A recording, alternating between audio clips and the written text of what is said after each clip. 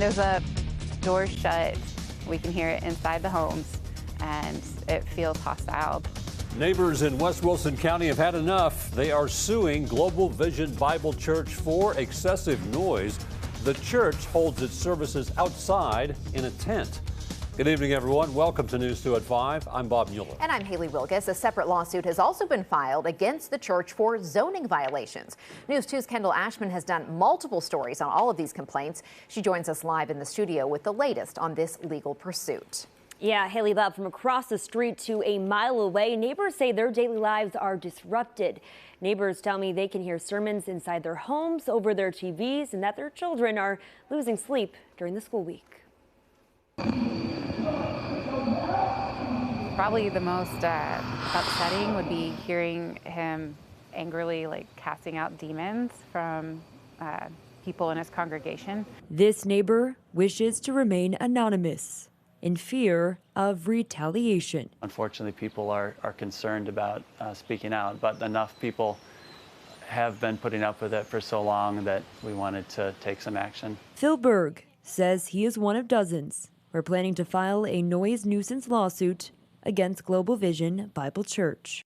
This comes after over 1,200 people signed an online petition for a noise ordinance. Currently, there isn't one in Wilson County. Meanwhile, the Wilson County Sheriff's Office has been inundated with complaints.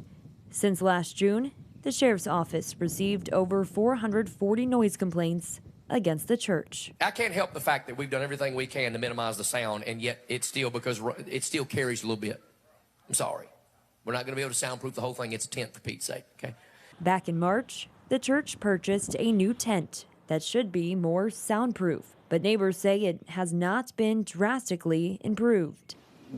It's not personal. It's just please give us some peace and quiet. Respect your neighbors. And after several years of voicing their frustrations, Berg says they have no choice but to bring legal action. It's a mess. You know, nobody wants to pick a fight. Nobody wants to fight, especially in their home or where they're living.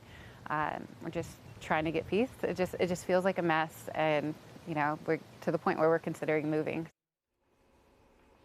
And one neighbor tells me she recently received a concerning voicemail from a believed supporter of the church. The Wilson County Sheriff's Office tells me an unidentifiable person called a resident stating they would be having a face-to-face conversation with the victim. Meanwhile, neighbors have created a GoFundMe so they can hire representation. I did reach out to the church for a comment on a potential lawsuit. I'm still waiting back on a response from Pastor Greg Locke. Bob.